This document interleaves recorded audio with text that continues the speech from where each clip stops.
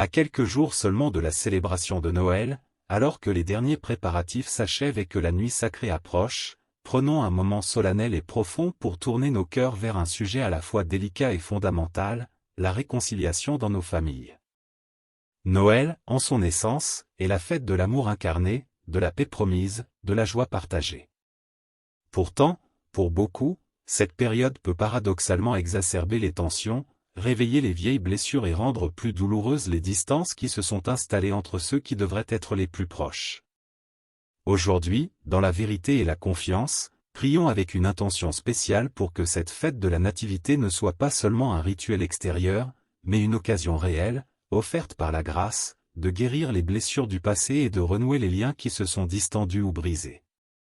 Que l'enfant de la crèche, qui est le prince de la paix, vienne toucher de sa douceur les endroits endurcis de nos relations familiales. Pour éclairer notre démarche et lui donner une force qui vient d'en haut, écoutons l'exhortation pressante de l'apôtre Paul.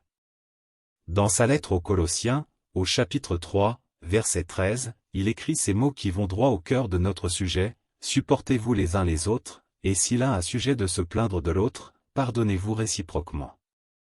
De même que Christ vous a pardonné, pardonnez-vous aussi. » Ces paroles ne sont pas un conseil facultatif pour les saints d'entre les saints, c'est un commandement pour toute la communauté chrétienne, dont la famille est la cellule première. Remarquons la construction: supportez-vous les uns les autres. Le support n'est pas de l'indifférence ou de la résignation passive. C'est la capacité à porter le poids de l'imperfection de l'autre, à tolérer ses différences, ses manières de faire qui nous irritent, sans nous briser ni rompre le lien. C'est le contraire de l'intolérance qui exclut. Puis vient le pardon, présenté comme la réponse nécessaire à un sujet de se plaindre. Le conflit, la faute, la blessure sont reconnus comme des réalités, si l'un a sujet. Paul ne les nie pas. Mais il y répond par un impératif catégorique: pardonnez-vous réciproquement. Le pardon est mutuel, réciproque, il implique souvent les deux parties. Et voici le fondement ultime, le modèle absolu: de même que Christ vous a pardonné, pardonnez-vous aussi. Notre capacité à pardonner ne naît pas d'un effort surhumain de notre volonté, mais elle découle, elle jaillit, du pardon immense et gratuit que nous avons d'abord reçu en Christ. Nous pardonnons parce que nous avons été pardonnés. Nous aimons parce que nous avons été aimés le premier. C'est cette grâce reçue qui devient la source de la grâce à donner.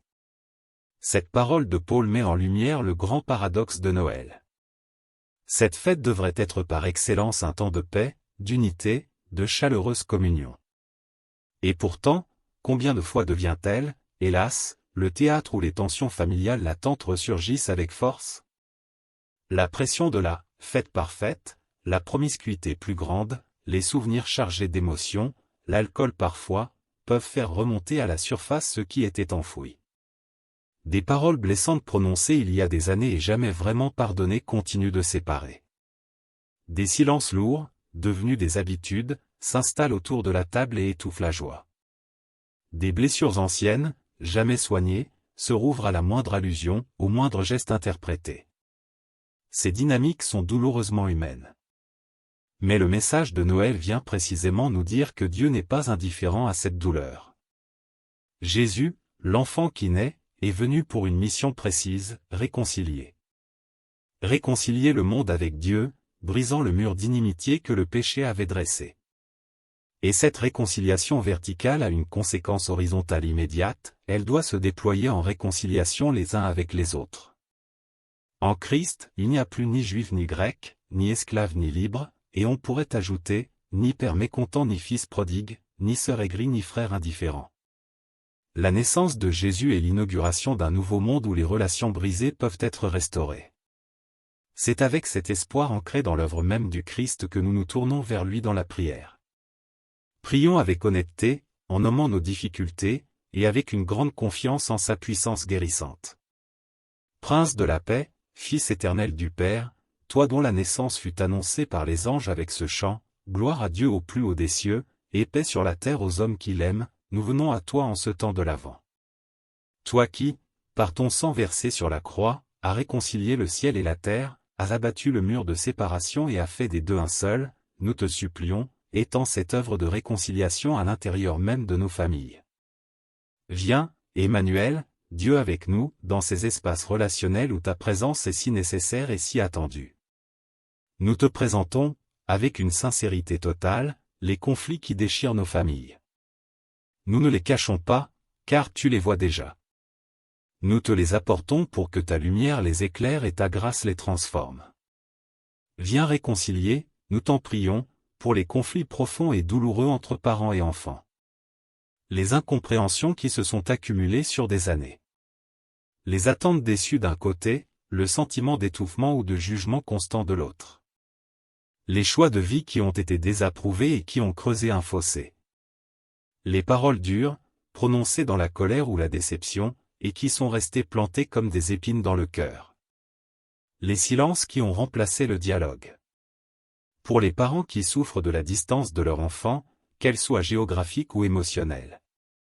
Pour les enfants qui portent le poids d'une éducation trop rigide ou au contraire d'un manque d'attention. Pour tout cela, Seigneur, sois le pont. Inspire des gestes de rapprochement, si petits soient-ils. Un message, un appel, un effort pour comprendre le point de vue de l'autre. Fais fondre la glace de l'orgueil et de l'amertume. Remplis les cœurs de la tendresse que toi, le Fils bien-aimé du Père, tu portes en toi. Viens réconcilier, Seigneur, pour les disputes et les rivalités tenaces entre frères et sœurs. Ces liens du sang qui devraient être des liens de solidarité indéfectibles, mais qui sont parfois empoisonnés par la jalousie, les souvenirs d'injustice, les compétitions pour l'affection des parents, les héritages matériels qui divisent.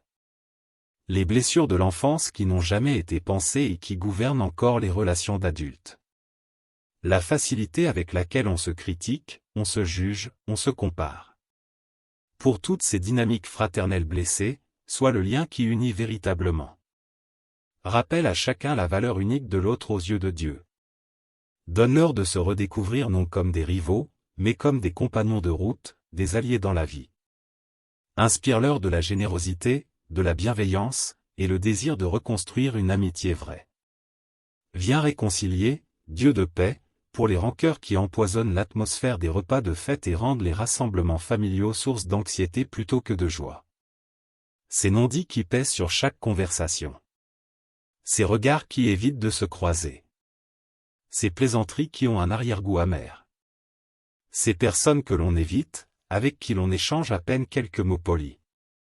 Ces blessures d'amour-propre, ces offenses non reconnues, ces torts non réparés qui créent un climat froid et contraint. Pour toutes ces rancœurs, ces petits ou grands poisons, soient l'antidote. Désamorce les bombes à retardement des sentiments refoulés. Donne à tes enfants le courage de l'authenticité, dans le respect et l'amour. Pour accomplir ce miracle de la réconciliation dans nos relations concrètes, nous avons besoin de ta grâce. Aussi, nous te demandons avec insistance. Donne-nous, d'abord, le courage de tendre la main. Le courage de faire le premier pas, même si nous estimons avoir raison, même si l'autre semble indifférent ou hostile. Le courage de briser la routine du silence et de la distance. Le courage de risquer le rejet, car tendre la main, c'est s'exposer. Ce courage n'est pas de la témérité, mais une force qui vient de ton esprit, qui nous rappelle que l'amour est plus fort que la peur. Donne-nous ensuite l'humilité profonde et sincère de demander pardon.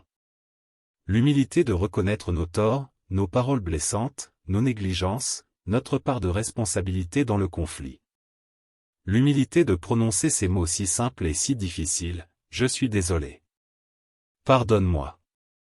Une humilité qui ne cherche pas à justifier, à minimiser, ou à contre-attaquer, mais qui reconnaît la blessure infligée et en prend la responsabilité. Purifie notre cœur de tout orgueil qui nous empêcherait de nous abaisser ainsi. Donne-nous enfin, et c'est peut-être le plus difficile, la grâce immense de pardonner. Un pardon qui ne soit pas seulement un « c'est oublié » superficiel, mais un acte libre de la volonté, décidé devant toi. Un pardon qui choisit de libérer l'autre de sa dette, de ne plus lui tenir rigueur, de ne plus laisser la blessure déterminer notre relation. Un pardon qui, comme le tien, ne comptabilise pas les offenses. Un pardon qui peut être un processus, qui demande du temps et de la prière, mais qui commence par un « je te pardonne », prononcées dans la foi.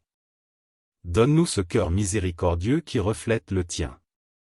Seigneur Jésus, à travers ces gestes de courage, d'humilité et de pardon, nous te prions, fais de nos foyers, de nos maisons, de véritables crèches où ta paix puisse habiter. Que nos familles ne soient pas des lieux de conflits larvés, mais des sanctuaires de ton amour.